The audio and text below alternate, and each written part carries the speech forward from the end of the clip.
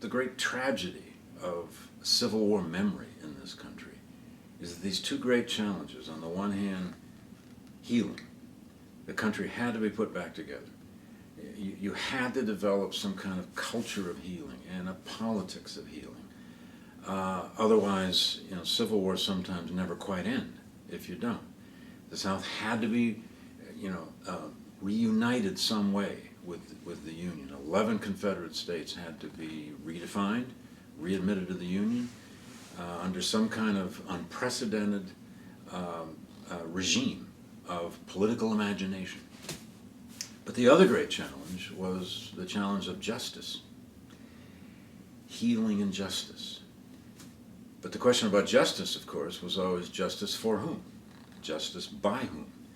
Because justice in the wake of this war that kills 600,000 people and maims and wounds more than 1 million and touches every family in the country and leaves the South, parts of the South, in almost utter physical destruction.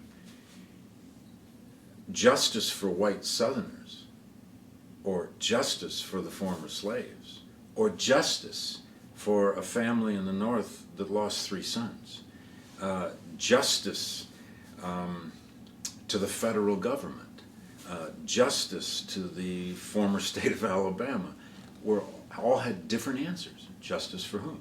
Justice in the minds of a white Georgian who had faced Sherman's March to the Sea and had their land, their farms burned, their land confiscated, and had become starving refugees, was one whole set of answers.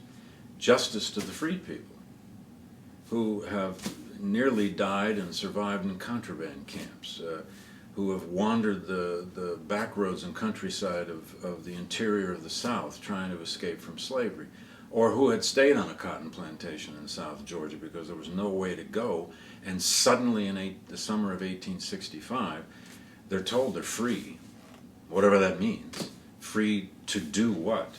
To earn what kind of living? Justice for them was another whole set of answers. It was an unprecedented challenge, frankly, not only for Americans, but it's a model in some ways for other places in the world, before this and especially after, who have faced major civil wars that tear asunder, the fabric of a society, and then, leadership faces the question of how do you put this back together?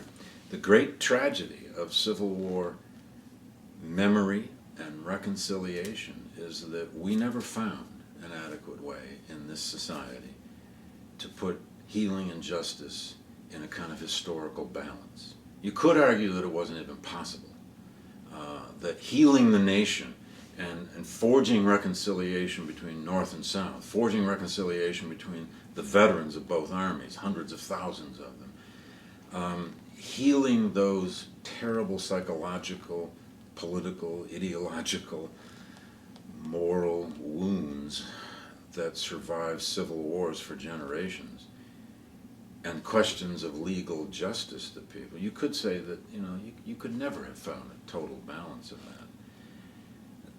We don't know that. That's the question.